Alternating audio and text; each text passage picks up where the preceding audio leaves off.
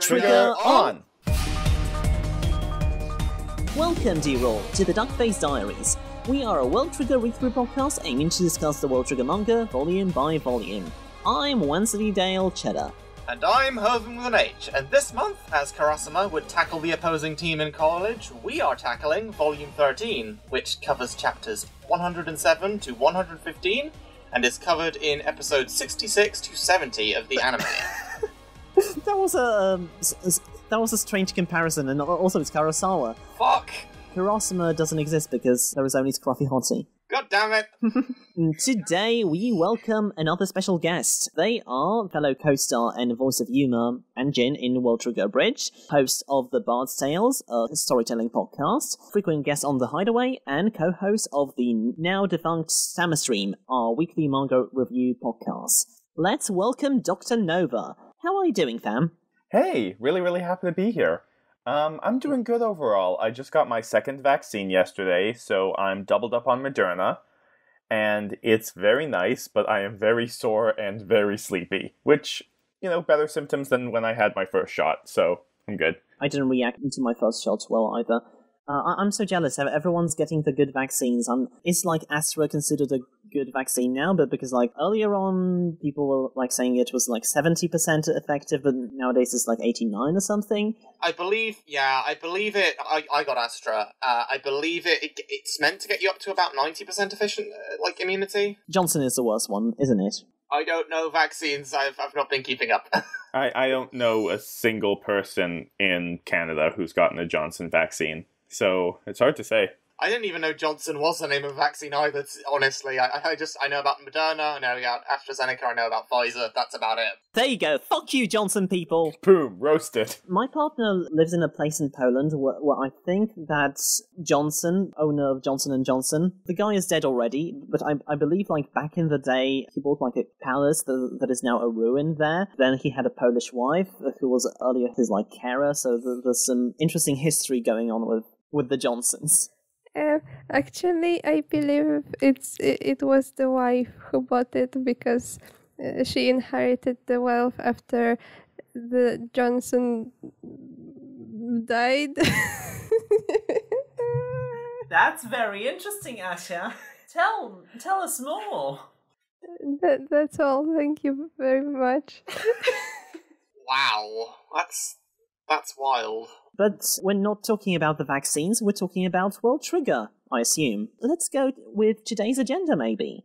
So we're going to do a quick recap of Volume 13, then we're going to go ahead with our general thoughts, then do our Ashihara Comments Corner, then a bit of a spoiler corner, and also an interview. After that, in place of our Q&A section, we're going to interview Dr. Nova and learn about what the World Trigger journey was like. Do you want to discuss any more vaccines, or shall we get to the summary? Well, I was gonna go on my designated D&D tangent, because I have spent all week just arranging character notes, and let me tell you... Yeah, no, we can continue. Right then. Let's get to the summary. So, last we left off, Osamu was being referred by Scruffy Hottie to pick up some shooter tips from experts like Arashiyama and Izumi, so he heads to the Arashiyama squad's strategy room, clearly stressed out, and Kitora opens and he's like, But then he introduces himself to the operator Ayatsuji and shares the good dorayaki from the good store, which is a gift from Isami. And Tokieda and Kitora seem to be busy with paperwork, which the latter blames on Osamu.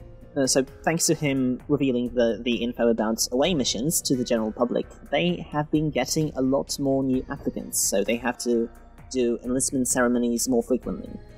So when Osamu shares that he'd like to score points by himself, Arashiyama advises that shooters don't generally do that, since the bullets are generally weaker in power than attacker triggers in structure. They need to use Tryon for range and speed as well. He says the mid-range distance is perfect for supporting your teammates and keeping an eye on the battlefield, basically working your strategy, the team strategy. Basically confirms that it'd be useless to teach Osamu with that goal in mind, like Scruffy Hottie said. Nevertheless, he's prepared to give him some tips.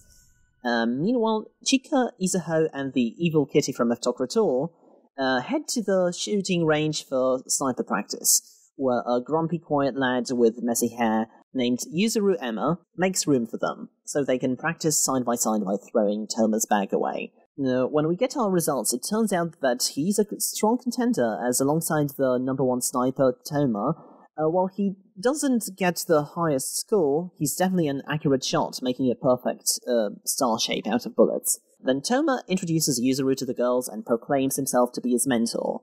Yuzuru himself refutes this, saying that the only person he considers to be his mentor is Hatahara, who Chika remembers as the former member of Ninomiya Squad, a sniper who went through the gate with her brother. Chika decides to ask Yuzuru a few questions about Hatahara, oblivious to the fact that the sniper lad may be developing a bit of a crush on her. Yuzuru's story about Hatahara is a little different than what Composed Beefcake told her. He says she quit when, despite her amazing sniping accuracy, she found herself unable to shoot people, something Border found to be a disadvantage, and something Chika very much relates to. Then Yuzuru's like, oh, wait, I'm your opponent in the next match. You sure you want to reveal that to me?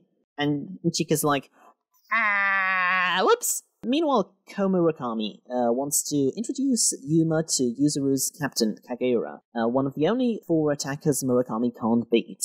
Even though he's stronger, he's still ranked the number 20 attacker, because as we soon learn, he loses a lot of points by getting into fights and violating border rules. We introduce him in his jaggy teeth glory as he beheads 2 C-rank agents bad-mouthing him. Kage doesn't care about his solo rank or the away mission. Sensing people's negative feelings about him through his side effects makes him way more frustrated. And if he's demoted because of that, then so be it. But he and his team won't give up the B-rank number 2 spot so easily, so they're sure to give Yuma's team a challenge. Yuma and Kage don't hit it off because the shrimp underestimates how much sensing every bad feeling somebody thinks about you would mess you up, but Ko says that they'll get along eventually. After all, when he fought Yuma, he felt like they were pretty similar. Meanwhile, Osama heads to ask for advice from Izumi, the number 1 shooter from Tachikawa Squad. Blocking his way is the 3rd member of Tachikawa Squad, whose face looks suspiciously like mine, but who is actually Yuiga we never learn in disguise.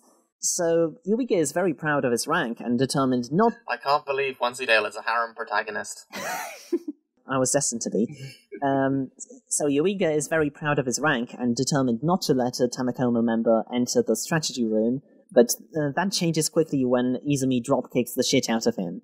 After a rousing speech trolling Yuiga from Tachikawa, Izumi and Osamu sit down to recount what he'd learned from Ashihara and Tokieda. Shooters should focus on breaking down the foe's defenses, since otherwise a little Tryon is actually needed to damage a Tryon body, since they all have the same durability. And also, who would be the best option to attack? Osamu wants to learn composite bullets from Izumi, but the A-ranker says without experience he'd just leave himself open to attack. So as Tachikawa and Konichika engage in some heated gaming moments, Izumi beckons over Yuiga and proposes a challenge. Battle of the 2 harem protagonists. If Osamu wins against the weakest A-rank agent 100 times, Izumi will teach him composite bullets. Over to you, Nova. Yuiga refuses the offer outright, however is pushed into the offer by Izumi. However, it seems that Yuiga's fears were unfounded, as he manages to best Osamu, only allowing our glasses-wearing protagonist to win 2 out of 10 matches. With his goal seeming further away, Osamu reconsiders their approach, though continues to train with Yuiga. We learn that Yuiga basically got their position via nepotism, their family being a huge supporter of Border, though by bad luck, they got placed in Tachikawa Squad, not exactly allowing for the perfect ending they had in mind. We learn it's Chika's birthday, however for some reason they don't seem overly enthusiastic about celebrating it. They have a conversation about Chika's continuous unwillingness to shoot people, and before long, we move on to preparations for the next match. We check in with a few of the squads who will be participating. Azuma Squad, the B-rank number 7 squad led by a sniper and 2 attackers, who seem to be putting together a good plan. We then check in with Kageura Squad. Both Zoe and Emma, the gunner and sniper of the squad, seem surprised to find that their captain is actually watching logs, and they have some nice banter. We cut to a quick montage of training. Yuiga training Osamu, Yuma training with oh god, Konami, I always forget her name for some reason. Chika training with the Beefcake. What was his name? What was his name again? What was his title? Composed Beefcake. Composed beefcake. Composed Beefcake. I always forget what that first word is. The training continues, and out of 200 matches, our glasses-wearing protagonist only manages to win 48. However, that is sort of a better ratio, so it is by the very least showing that though he may be getting a bit better, he still has a way to go. And finally, we arrive. B-Rank Wars, Round 4. We get to see that there are two very well-known A-Rank agents helping to commentate. Kazama Squad's captain, Kazama, and Kako's squad's captain, Kako, who kindly hands people Valentine's Day chocolates. The match starts, we get a shot of all of the teams entering a snow-covered area. Azuma Squad, who picked this particular map, seem to have a strategy when it comes to the snow, though that's yet to be seen. We get a few shots introducing the two other members of Ninomiya Squad, who we haven't seen up until now, Tsuji and Inukai, a gunner and swordsman respectively. Everyone is quickly bombarded with meteors from up top, and though no one is hit, we do learn that this is from Kitazoe, the gunner of Kageura Squad, who has two grenade launchers as their preferred weapon. However, Ninomiya quickly responds with an asteroid, taking out their foothold. Emma tries to use this opportunity to snipe Ninomiya, but fails. We get a bit more information about the various characters, including that there is actually an upside to Kageura's side effect, that being that due to him feeling the emotions, sniping doesn't actually work on him, this allowing him to move much more freely in matches like this. Cutting to the Tamakoma 2 base, we see that Hyusei is also watching the match, along with Jin and Yotaro. Jin decides to make a bet with Hyusei regarding the outcome of the match. We then cut back, and Inukai has spotted Osamu. The battle between them starts, with Inukai easily pushing back Osamu. Meanwhile, Yuma is attacked by Tsuchi, who quickly retreats as Kageura arrives. Within a flashback, we see Arashiyama explaining different uses for the Tryon bullets.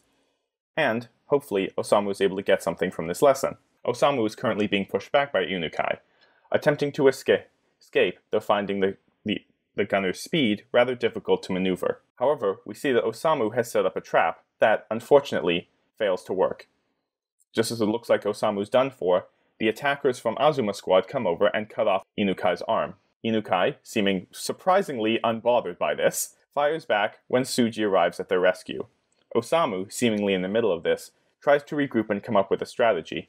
However, it seems that those efforts come to nothing, as, from through the window, he is sniped and taken out by the Azuma Squad captain, referred to as the first sniper and the former leader of the first ranked A-rank squad. Osamu bails out, and the question remains, what's going to happen to Tamakoma 2 now that their captain has been taken out so quickly? As Mikumo wakes up in his real body, it's commented that Azuma referred to the map's topography and the existing habits of Tamakoma 2 to plan this shot. While devastated and panicked, Osamu is urged by Shiori to continue relaying orders to Chika and Yuma from the operating desk. Much to the surprise of everyone, Chika manages to shoot the building the fighters are clustered in, but all the combatants escape the devastating but inaccurate shot. Inukai figures this was done by a radar rather than sight. What follows is a tense chase through the streets, as Chika is unable to follow Mikumo's order to bail out, with other agents, chief among them Inukai of Ninomiya Squad, hot on her heels. Side note, this chase featured some of the best animation cuts of the anime's first season, even though they look a bit quaint in hindsight by Season 2 standards. Yuma is blocked off from her by Ninomiya Squad, but launches her forward with Grasshopper. In the midst of all this, Ima and Kageura launch a surprise takedown of Inukai, giving Chika the space she needs to bail out.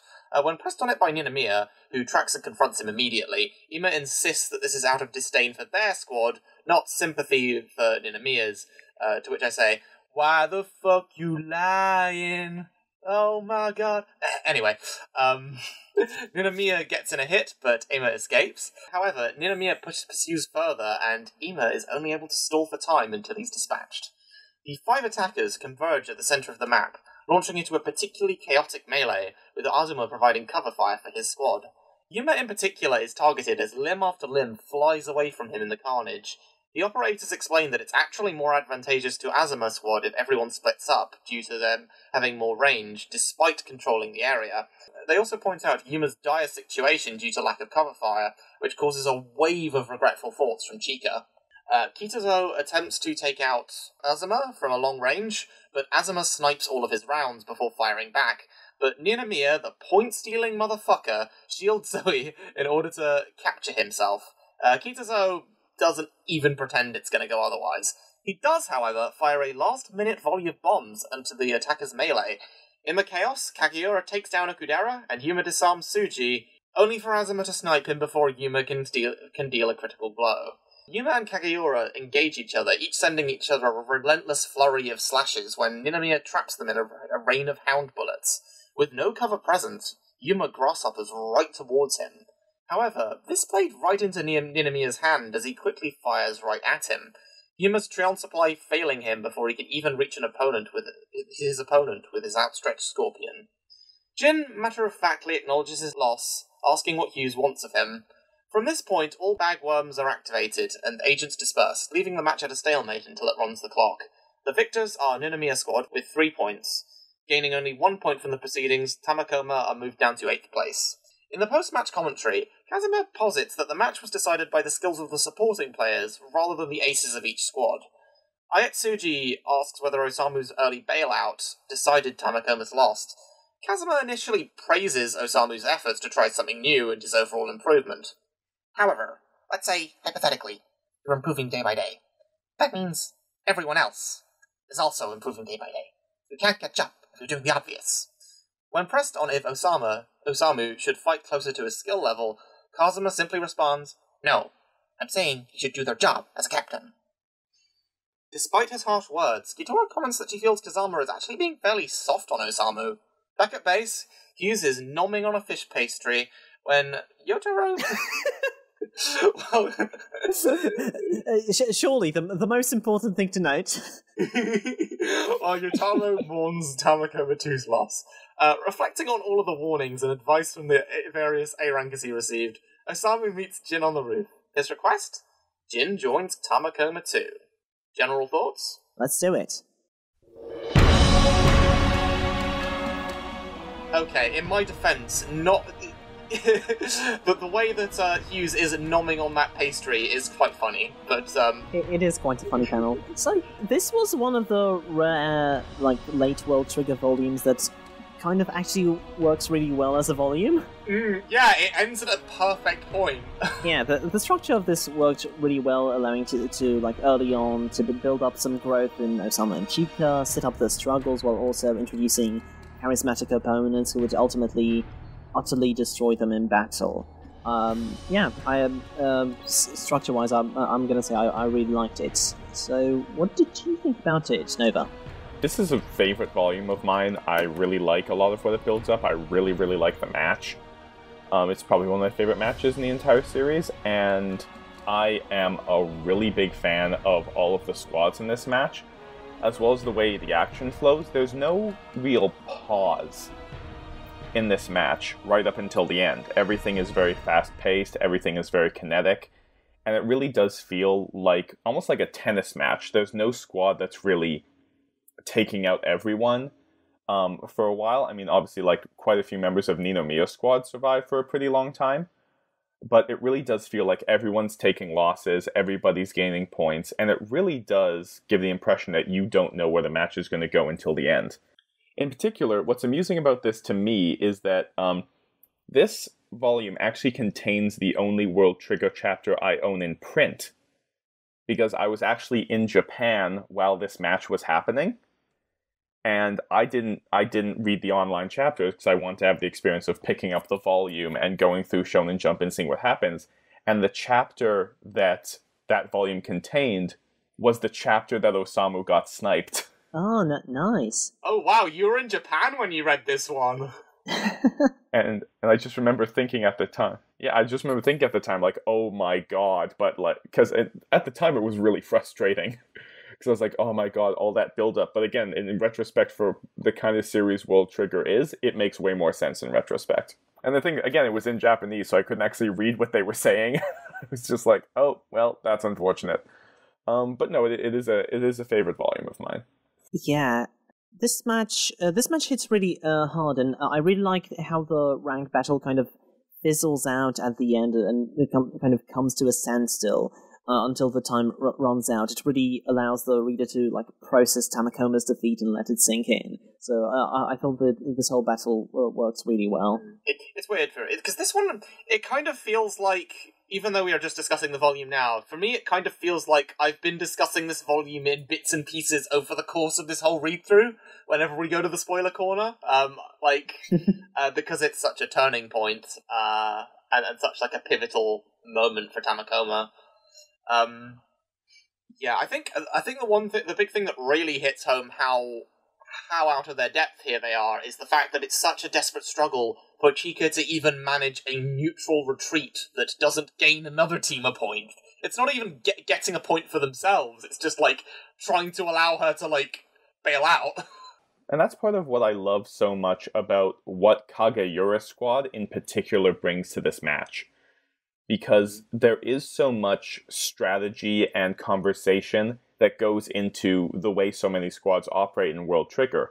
And what's excellent about Kageura Squad is they add this level of chaos that just seems to make everything just a little bit more off-kilter. You're not exactly sure what's going to happen. The fact that, Kageura Squad not only helps Chika escape, but also takes out Inukai in the process is just such a great surprise for the match, and what I still think is one of the best, match kills in the entire series, just where you see, Kageura's glowing eyes from the sky. It's so cool. Yeah, it's my standout panel as well. It's a small one, but it's really effective. Speaking on Kageura, I find the way the side effect plays into his personality really, really compelling, because I feel like with a side effect like that, where you can just detect other people's, kind of emotions towards you all the time, that's going to have a very significant effect on how you view the world. And obviously, it would be different for different people, but it's very understandable to see why he'd become a very antagonistic person, why that could be kind of a defense mechanism for him, because he is bombarded with how people feel about him all the time. Honestly, it's a miracle that he is as friendly as he is. Yeah. Completely, and it's also something, it hints at something that I kind of wish we got a little bit more of in World Trigger, which is sort of the dichotomy of side effects. Because basically all of the big characters in the series who have side effects, they're pretty positive side effects. There's not really a huge downside to them, but what's really excellent about Kageura's is it really is back and forth. For the most part, it's really, really irritating, but it's really effective in this specific scenario where he can tell the emotion behind attacks, and because of that, it's hard to take him by surprise. It's impossible to snipe him. And those are the kinds of side effects I wish we got a little bit more of throughout this series, because I just find it so interesting. It could be interesting, for example, to maybe get a Jin flashback when he was discovering his side effect, and I could see how seeing the future and having so much responsibility in how things play out could be a little overwhelming to a younger person, right? Mm-hmm. I mean, it would be overwhelming to me now, but I'm a disaster, so... Oh. I find it very interesting to comment on the pretty even nature of the match.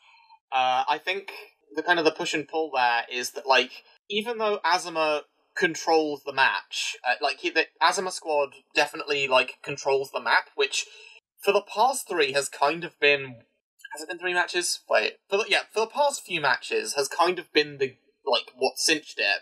It shows what kind of level of opponents we're on, where even that isn't totally enough to win the match. Ninomiya still gets by on sheer skill and prowess. It really is an excellent introduction to these squads as well, because Ninomiya is just such a fantastic antagonist, just in the sense that not only does he not look bothered, he looks like he's casually walking around the match. Every time he shows up, he just has his hands in his pockets and is just hey, what's up? And then just murders somebody. Yeah, his elbows are always behind him. Exactly. He never looks stressed. He never looks like he's sweating. He never looks like he ran anywhere. He just happens to show up and just destroy whoever's in front of him. And it's such a good introduction to this character. I bet he's running when the cameras aren't looking. Oh, completely. Though real talk, is all of their squad wearing suits hugely cool or hugely dorky? That's the dichotomy that Nova was talking about earlier. In my personal opinion, it's hard to say because I think it's hard when you put them next to Kageura squad, who I think just has such cool uniforms. Yeah. And then Azuma squad, who their current uniforms were a little bit plain Jane. There was something so cool about like wearing a suit to battle, but then there's something so lame about like seeing their ties flipping around and just being like, that looks so inconvenient. Like particularly Inukai, who doesn't wear a vest. Did you, for example, notice Osamu's stupid salary... That's not even in a uniform, just his stupid salaryman tie when he's at the Tamakoma base. It makes me think that he later becomes the dad from High School Family. Oh, completely. No, it's just so...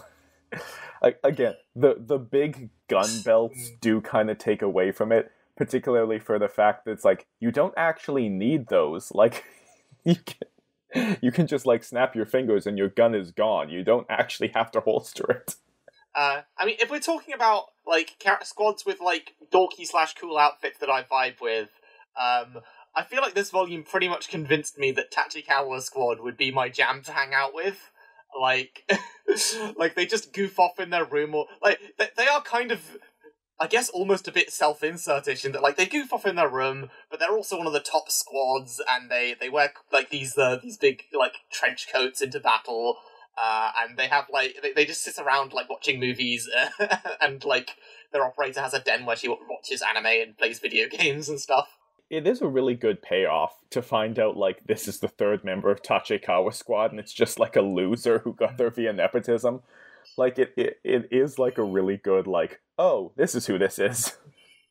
And it's also kind of interesting how the top two squads of Border are basically, Iwiga is a burden to them, so they're basically a two-person squad, and so is like Fuyushima squad, so it's, even Miwa squad has introduced that there can be more, an Arashiyama squad, that there can be more than 3 people in a squad. The strength and the effectiveness of the squad does not necessarily rely on numbers completely. And there's also the fact that like Tachikawa and Izumi managed to like retain the status as the top squad even after, from what I can understand, like losing the captain. There is some ambiguity there. So I don't know if Azuma, like, he was the first sniper, but if he was like a leader of the top A rank squad before. So was it like another squad, or was he like a former member of Tachikawa squad? It's interesting how that happened. Azuma is a very interesting character in general. So like every time we meet him, we get to see his teaching side. First of all, being the commander in the neighbor invasion, and now this, and he kind of gently tutors these kind of two aces in the making. It's a really compelling dynamic that we kind of see. Yeah, it's like he offers them advice, but like even if they make a call, he's like, I wouldn't necessarily do that, but you know, you give it a try, and he's not gonna like stop them or anything. He allows them to make mistakes and kind of gently nudges them in the right direction, encouraging their input most of all. Yeah. Also, I guess it's just like, you know, a different person, a different style is going to work for every person. Like, you know, molding your people into the exact same side of person fighter you are isn't necessarily going to be helpful. I think one element of this volume I found quite interesting is the red herring foreshadowing with Jin's bet, where it's like he offers to make this bet with Hughes, and you kind of think, oh, what does he know about this fight? Does he reckon they've got it?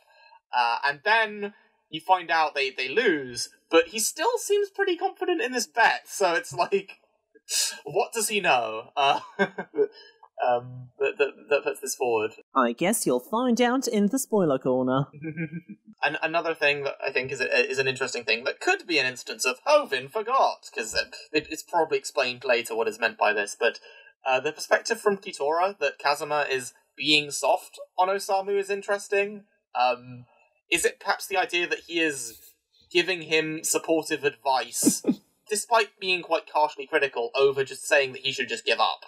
And also the fact that he prefaces it with, like, what Osamu's is doing well. We also get a ship moment with Kitoro when Osamu acknowledges that she taught him the strength of gunner triggers, and she's surprised that, he remembered that. So Chris must be very happy. Aww. I've got slight criticism towards the thing that happens in this volume, perhaps. The first time I read World Trigger, I thought that I must have missed something in the previous volumes when Chika's arc about not being able to shoot people started. Tamakoma just, like, knowing about this without a big reveal feels kind of a little off given the importance of it. I know the premise of this character arc was, like, subtly sprinkled in the previous Rank War matches, but I don't think the value of that subtlety can outweigh the problem of Chika not having that much of an outward emotional life as a character up till that point. So I wish her struggle were kind of established more strongly before, like perhaps in a big moment early on during the invasion when she had to shoot one of the humanoid neighbors, but would find herself unable to, which would result in some negative consequences. I still think her character arc in that is really strong. It's just the setup to it is a little weak. I can see that. I think my only real criticism of the volume, and I've sort of gone back and forth on this for a little while, I don't love Yuma having partially learned the Mantis by the end of the match. I personally think it's a little bit too soon in the grand scheme of things, and I think it would have been a reveal better saved for a later match, rather than this sort of... I feel like it would be a stronger catharsis if it was at another match rather than this one. You know what? I have to admit, I read this a few times, and I didn't even realize, I didn't notice that he copied Kagura's attack. Oh, yeah. Is that, like, the long-reaching one? Yes. Using the scorpion as a whip. Right, yeah. Yeah, again, it didn't even register to me, because it's like, that's what scorpions can do, but I don't memorize the attacks very well, so that's fair. Nova has a good point, that it feels like it should be a bigger moment, and I've got kind of the same problem with Chika's arc, where it feels like it should be a bigger moment for, like, them to find that out, and Ashihara doesn't really do that, and sometimes it works, and in this case it doesn't. It just, makes you not notice it sometimes. Right, I don't know. I guess it's just there was a lot going on in this match. Them mentioning it beforehand, and the detail that Chika used her radar rather than eyeballing it, is kind of enough for me, but I could see it being an issue. Apart from the match, we also had some interesting training arcs, especially for Osamu. I found it quite interesting how, like, there seems to be a split among the gunners and shooters regarding the fact if gunners and shooters should earn points by themselves or not. It's interesting that there doesn't seem to be, like, any given answer. Like, Izumi and Ninomiya obviously think that, shooters should be able to earn points, but Arashiyama and Scruffy Hottie think that they work best in a support role, don't they? Yeah, I think I guess one thing I have for the training is Toma says to Izumo, "You're too far to the left." Oh, that's just what a teammate of Anime Thunderfoot would say. If you want to get all the jokes, you have to listen to the question corner. Reminder. Oh god. I did find Toma coaching Izuho was quite adorable, and it seems like Grail wasn't right about him being a bad teacher. So. Also, just the panel where he's just like, I have a cat on my head. is very nice. The evil kitty hijinks were great, especially how he wouldn't stop shooting even with a cat on his head. I was gonna say, like, it's kind of interesting that that three of the teams have some baggage with Hatahara, as is established before the match. Although it doesn't really play into the match itself much, but it does give Chika some perspective on another character that had trouble shooting people, and perhaps kind of a sense of what could go wrong. What pressure is there to be able to do that? Mm-hmm. I hope I'm not the only fan of the giant crab alarm clock in Tachikawa Squad's strategy room. Did you folks notice that? I didn't catch it. One observation I have is, I feel like for some kinds of people, like it might be a sticking point of, why would they use both melee weapons and firearms in X setting? Because firearms are better, and I feel like the chapter here explaining the composition of bullets, it sort of helps to illustrate that here with how Trion swords are actually more effective. In terms of, their raw destructive capability, whereas there's a lot more variable for bullets.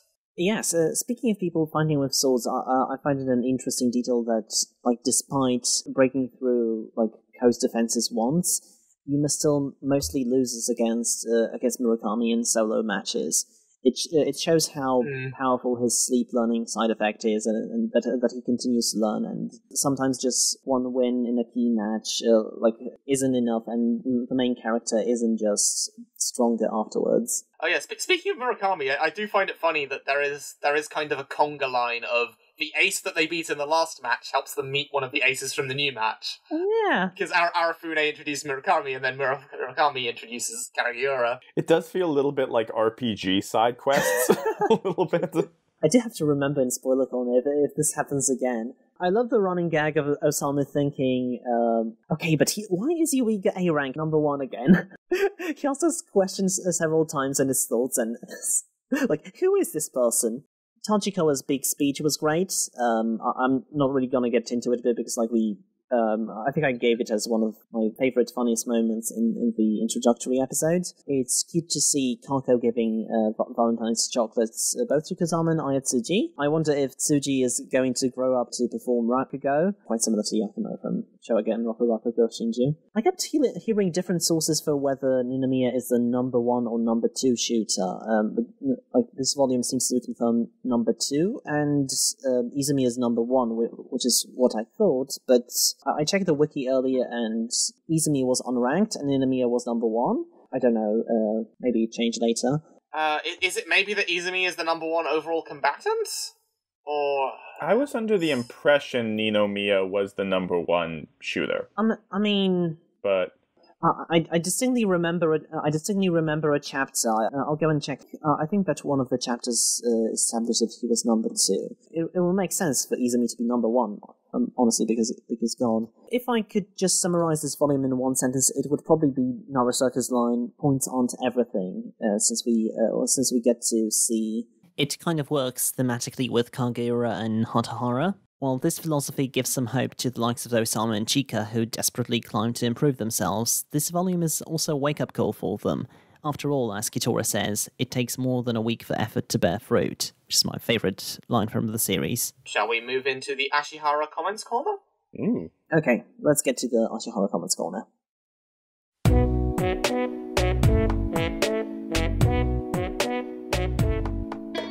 So with the detail that Yuma eats more than other people, I think there's a revelation here. There is an archetypal shonen battle main character in here. He just does the gluttony part off screen.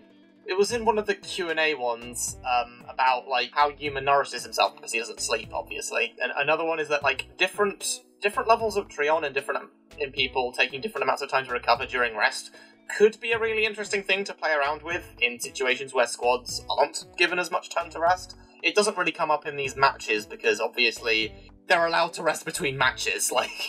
They only do one. A squad will only do one a day. But yeah.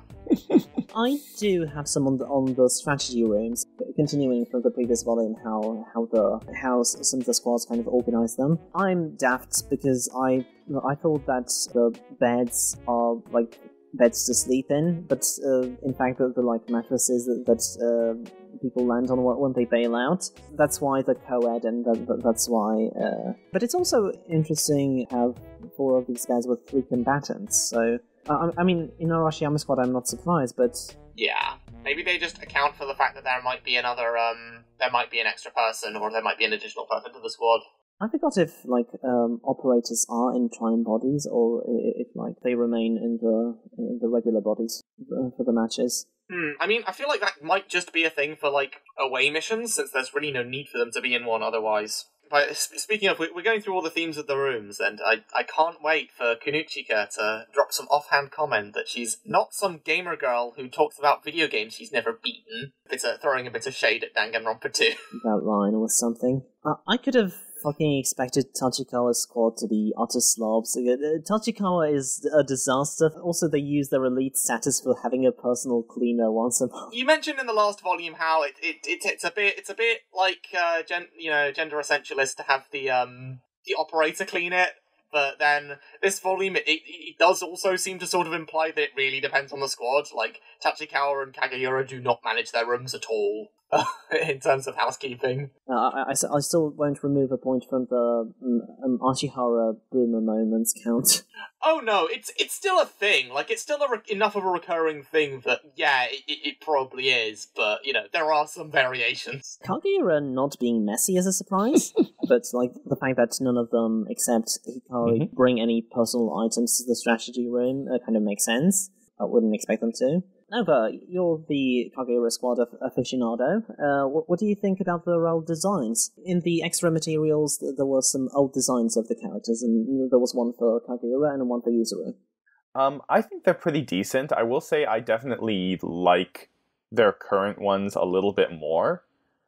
Again, we do learn that they were originally going to have a much larger role in the current series than they currently do. But I will say that overall, I will say I do prefer their designs a lot more.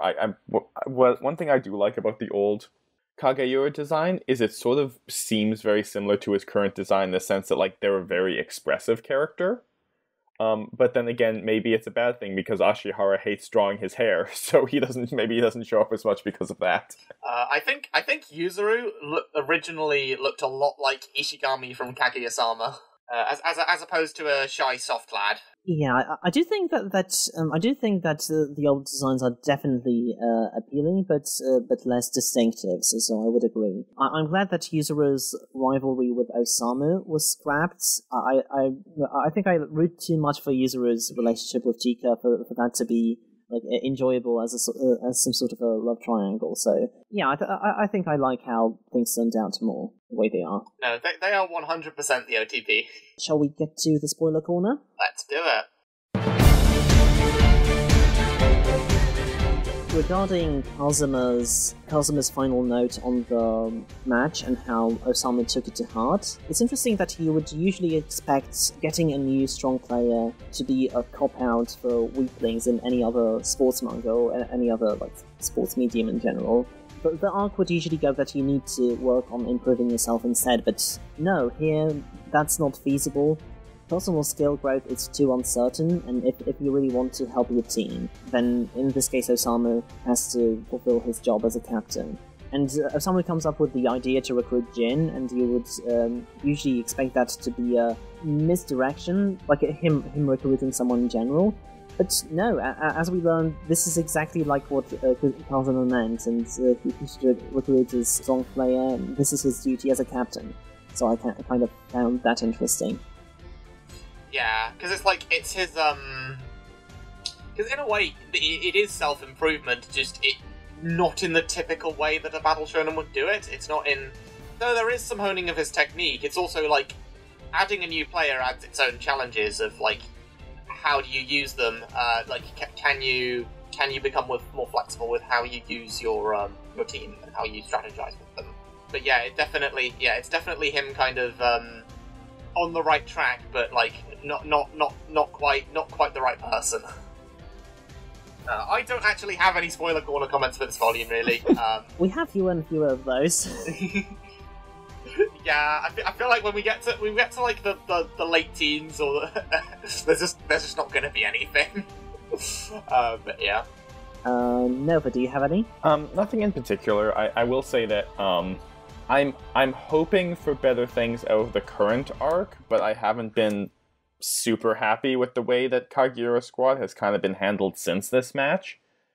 But judging by how they're sort of being handled in the current arc, I do have a little better hopes for that.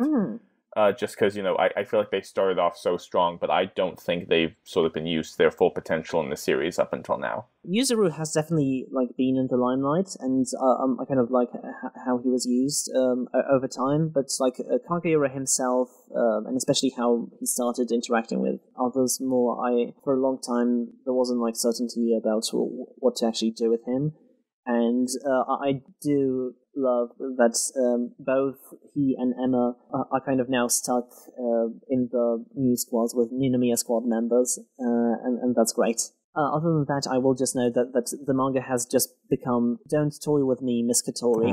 Oh, poor Osamu. poor Suwa as well. Yeah. Shall we get to the interview portion? Ooh, it's exciting. Yeah, let's do it. Alright, let's get to it. Hovin, take the reins. Okay. So, first of all, who are your favourite characters in World Trigger? It's a pretty wide list. I would say I do like the lead squad quite a bit. I really like Yuma, I really like Osamu, I really like Chika. Just because we're talking about them, I will say Kageura is probably my favorite character in the series.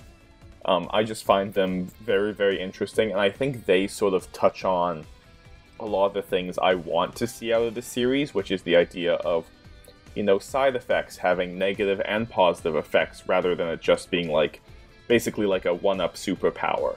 And I think that, his character explores that really well, so that's something I was looking for, and it's happy it came with. I really love his fighting style. I'm a fan of Nasu. I like Kitora quite a bit, of course. We're all Kitora fans in this community for the most part. And yeah. In this economy, and in terms of characters who haven't shown up yet, but I'm looking forward to, I do like Yuba Squad quite a bit.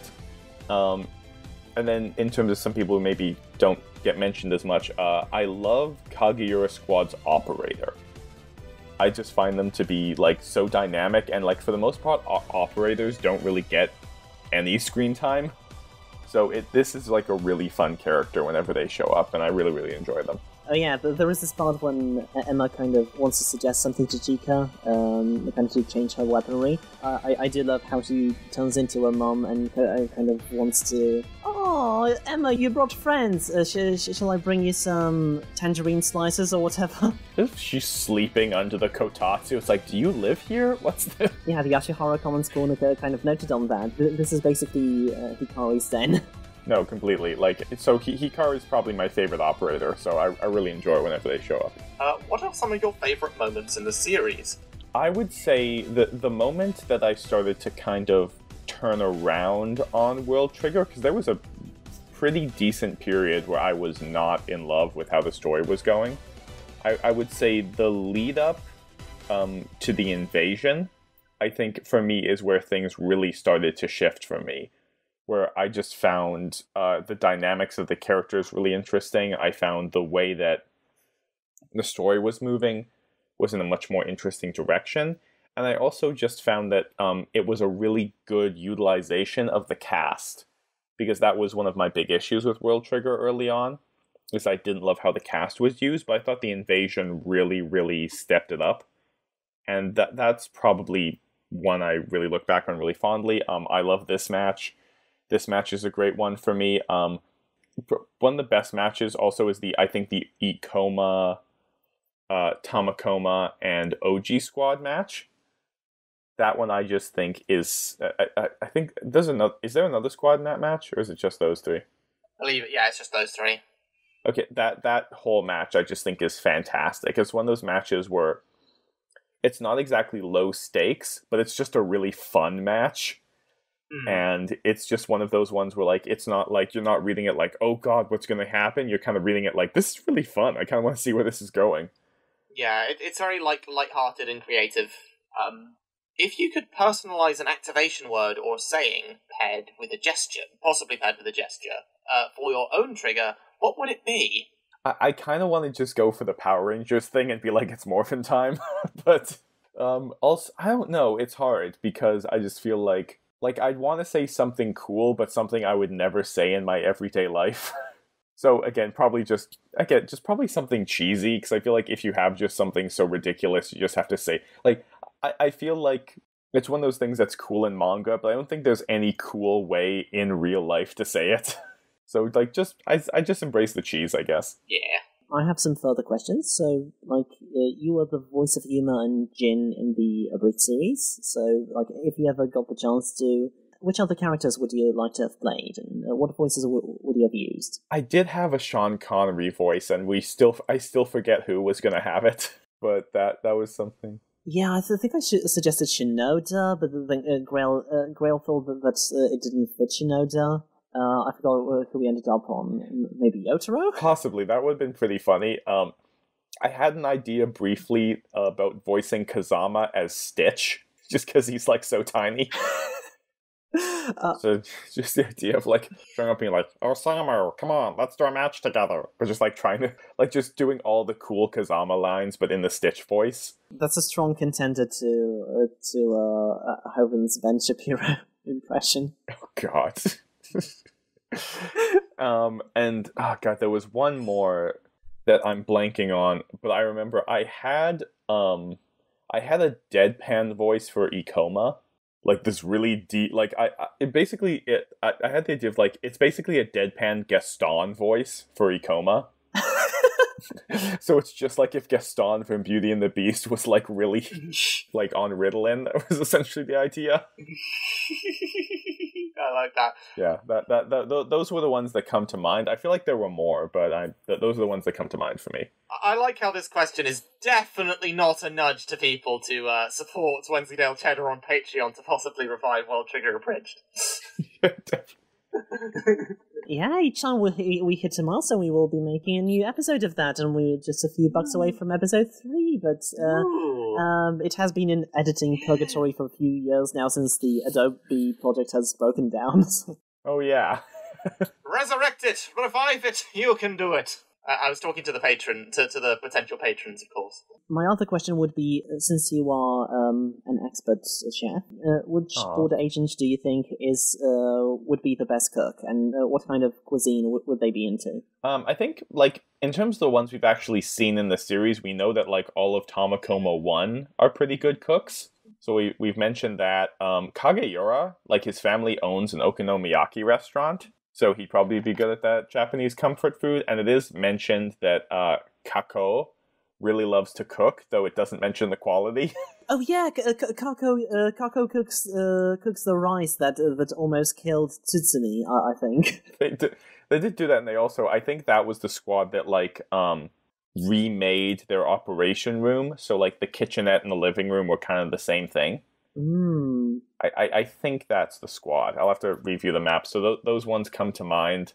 I picture Ninomiya being really good at breakfast. I don't know why. Just the idea of, like, Ninomiya, like just casually making himself an omelet in the morning seems to fit for me. So those are all the ones that come to mind, just in terms of, like, yeah, I feel like we've gotten hints of these along the way. Is there something else that you would like to tell us about your World Trigger journey? Like how it all started? You've mentioned that you weren't getting into World Trigger for a long time until the invasion, right? I had a little bit of an issue because there is a point early on in World Trigger where a lot of characters are introduced to be defeated by other characters. And it takes a little while for the series to kind of even it out. Like, so, like, the first introduction to Miwa, like, he gets immediately schooled by Yuma, and of course it makes sense, Yuma has the black trigger. But I just didn't feel it was a great introduction to the character, and that's sort of how I felt when Jin and Arashiyama squad are sort of protecting Yuma and all the other A-rank agents come to try and take their trigger. I personally don't love that sequence.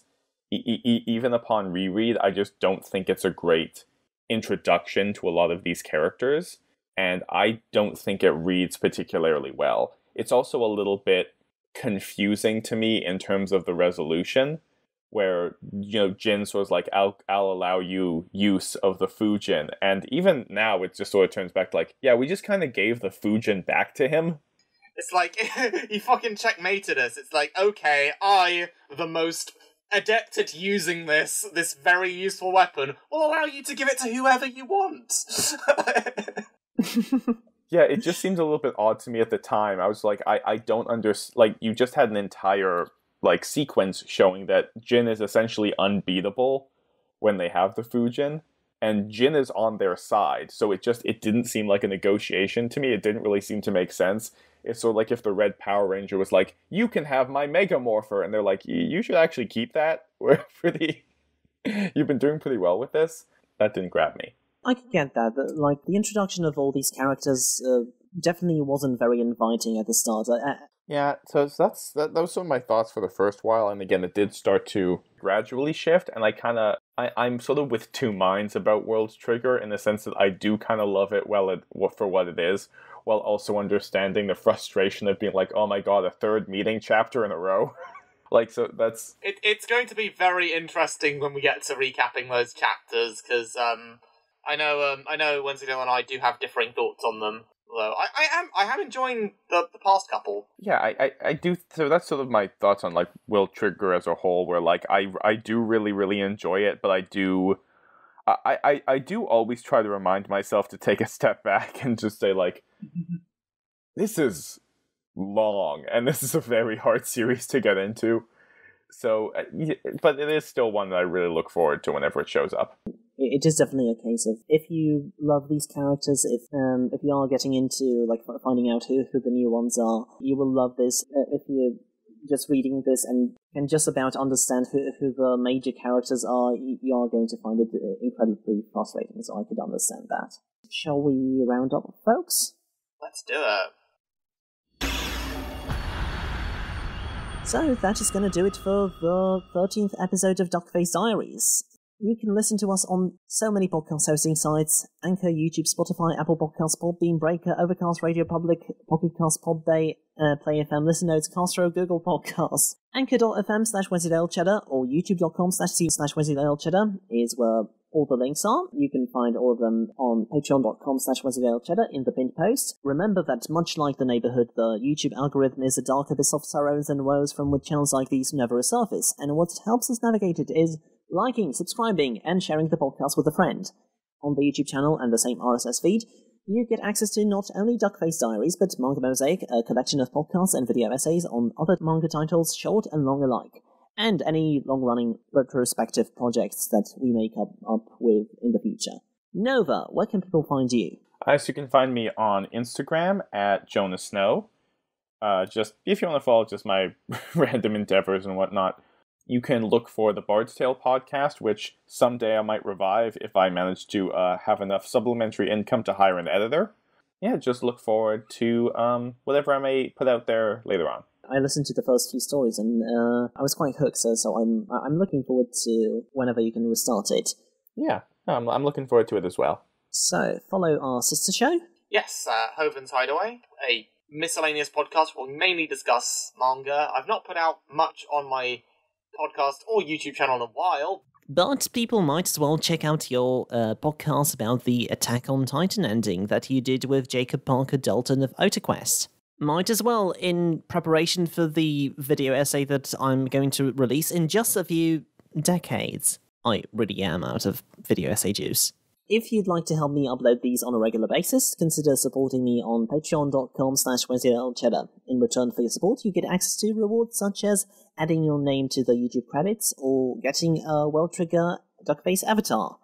Help me reach goals such as reviving World Trigger Bridged. Each time we hit a milestone, I will be making a new episode of that, and we're a few blocks away from episode 3, so look forward to that for your consideration. The video essay goals have been temporarily switched off because lately I've been kind of in a mood for creative projects rather than analytical ones, so if I commit something, I want it to be something that I won't get burned out on.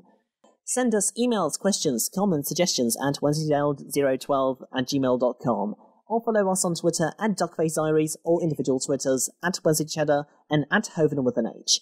A sincere thank you to Milo Jack Stillitz, who composed our ending theme, an orchestral rendition of Giri Giri, the first opening sequence for World Trigger. You can find his work at soundcloud.com/Milo Jack Stillitz. What are we covering next time? Next time, we're covering Volume 14, which is chapters 116 to 124, and episodes 71 to 73 of the anime, wrapping up Season 1, and also contains the first episode of Season 2, which I think I think going forward, I might go really nuts and also watch along as well as read with volumes going forward, because I'd definitely be up for rewatching season 2. Holy shit, are we going to have an anime recap? Whoa. I mean, I might point out things that are like, okay, this is done slightly different in the anime. This was done slightly different in the manga, or something like that. But we'll see. It'd be great to have 2 summary sections and they are exactly the same. Except in this case, whoa, the eyes look so pretty and the movement, whoa. Tachikawa just pulled out he just unsheathed his sword and it looked so good.